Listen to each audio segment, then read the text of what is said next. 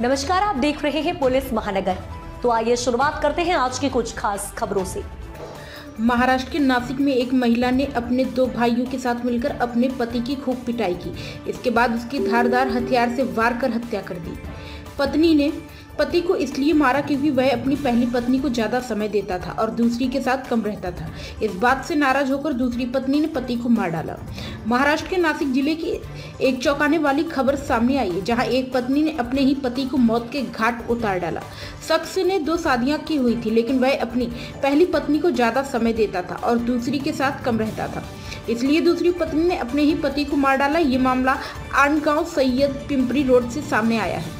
ये घटना शुक्रवार रात की है, जहां पिंपरी रोड की एक बस्ती में दूसरी पत्नी ने अपने 2 भाइयों के साथ मिलकर अपने पति की खूब पिटाई की। इसके बाद धारदार हथियार से वार कर पति की हत्या कर दी।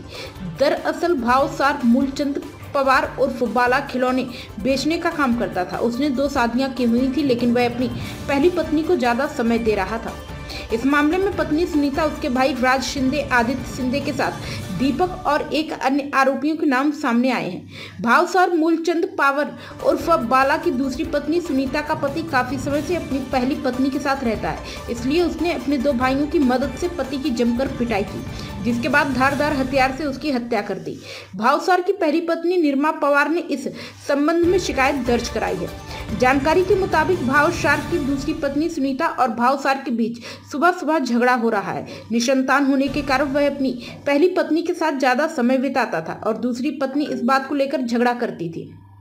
इस लड़ाई में सुनीता के भाई भी उनका साथ दे रहे थे, लेकिन शाम को अचानक भावसार की चीख सुनाई दी।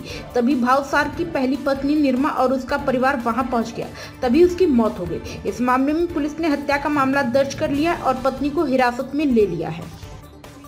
अब तक की खबरों में बस इतना ही। ऐसे ही खबरों के लिए बने रहें हमारे साथ। तब तक के लिए नमस्कार।